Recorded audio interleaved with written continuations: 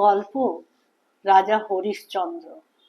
গল্পটি যদি তোমাদের ভালো লাগে তাহলে আমার চ্যানেলটি লাইক, শেয়ার ও সাবস্ক্রাইব করো। সূর্য বংশের রাজা ছিলেন হরিশ্চন্দ্র। তার মতো প্রজাপালক এবং দানবীর আর কেউ ছিল না। একদিন ঋষি বিশ্বামিত্র তার শিষ্যদের নিয়ে হরিশ্চন্দ্রের দরবারে উপস্থিত হলেন। রাজা সম্মানের সহিত অতিথিদের আদর আপ্যায়ন করে জিজ্ঞাসা করলেন, মুনিবর, আপনার কি অভিলাষ বলুন। বিশ্বামিত্র বললেন, শুনেছি তোমার মতো দানবীর পৃথিবীতে নেই। তুমি আমাকে শশা গড়া পৃথিবী দান করো। হরিশ্চন্দ্র তাই দান করলেন। তারপর বললেন, দক্ষিণা না দিলে দানের কোনো মর্যাদা থাকে না। কি দক্ষিণা দেব বলুন। বিশ্বামিত্র বললেন, 7 কোটি স্বর্ণ মুদ্রা দক্ষিণা চাই। হরিশ্চন্দ্র তাই দিতে গেলে বিশ্বামিত্র বললেন, শশা গড়া পৃথিবী দান করবার পর তো তোমার কিছু অবশিষ্ট নেই। সপরিবারে রাজ্য ছেড়ে গিয়ে ভিক্ষা করেও হলেও আমাকে দক্ষিণা দিতে হবে।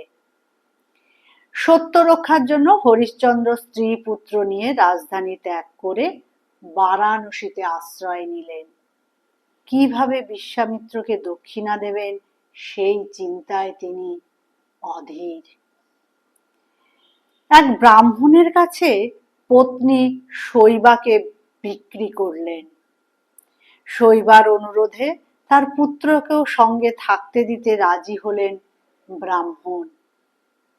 হরিশ্চন্দ্র নিজেকে কাশীর কালু ডোমের কাছে বিক্রি করলেন। তাকে কাশীর মহাশ্মশানে মরা পোড়াবার কাজ দেওয়া হলো। 7 দিনের মধ্যেই তিনি 7 কোটি স্বর্ণ মুদ্রা সংগ্রহ করে বিশ্বামিত্রকে দানের মর্যাদা দিলেন। হরিশ্চন্দ্র শ্মশানে মরা পোড়ান। মরা পিছু 50 কাহন করি কর হিসাবে আদায় করেন। শৈবা করেন ছেলেকে নিয়ে ব্রাহ্মণের কাছে দাসী বৃত্তি। ছেলে রোহিতাশ্বর কাজ হলো ব্রাহ্মণের পুজোর ফুল তোলা। একদিন ফুল তুলতে গিয়ে সে সাপের কামড়ে মারা গেল। শৈবার সে কি বুক ফাটা কান্না। অবশেষে ছেলেকে নিয়ে রাত্রিবেলা গেলেন কাশীর মহাশ্মশানে। হরিশ্চন্দ্র অন্ধকারে তাদের চিনতে পারলেন না। পোড়াবার জন্য চাইলেন 50 কাহন করি, কিন্তু শৈবার কাছে তো কিছুই নেই। তিনি কপাল চাপড়িয়ে কাঁদতে লাগলেন। এদিকে মুষলধারে বৃষ্টি নামলো। অসহায় ভাবে শৈবা চিৎকার করে বললেন, কোথায় মহারাজ হরিশ্চন্দ্র? দেখে যাও তোমার ছেলে ও স্ত্রীর কি দশা। বিদ্যুতের আলোকে হরিশ্চন্দ্র ও শৈবা দুজনেই দুজনকে চিনতে পারলেন। পুত্রের শোকে কাঁদলেন হরিশ্চন্দ্র। তারপর রোহিতাশ্বের জন্য চিতা সাজালেন। পাশে আরো একটি বড় চিতা সাজানো হলো। তাতে হরিশ্চন্দ্র ও শৈবা দুজনেই পুড়ে মরবেন।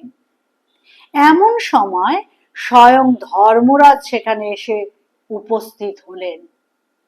হরিশ্চন্দ্রের মৃত পুত্রকে বাঁচিয়ে দিয়ে বললেন, তোমাদের পরীক্ষা শেষ হয়েছে। কালু ডোম হরিশ্চন্দ্রকে তার দাসত্ব থেকে মুক্তি দিল। ব্রাহ্মণ এসে শৈবাকে বললেন, তুমি এখন নিজের বাড়ি ফিরে যাও। কিন্তু তাদের নিজের বাড়ি বলতে তো কিছুই আর নেই। এমন সময় বিশ্বামিত্র এসে বললেন, রাজা, তুমি তোমার রাজ্য ধন সব ফিরিয়ে নাও। আমি তোমাকে পরীক্ষা করছিলাম, তুমি সত্যি শ্রেষ্ঠ দানবীর।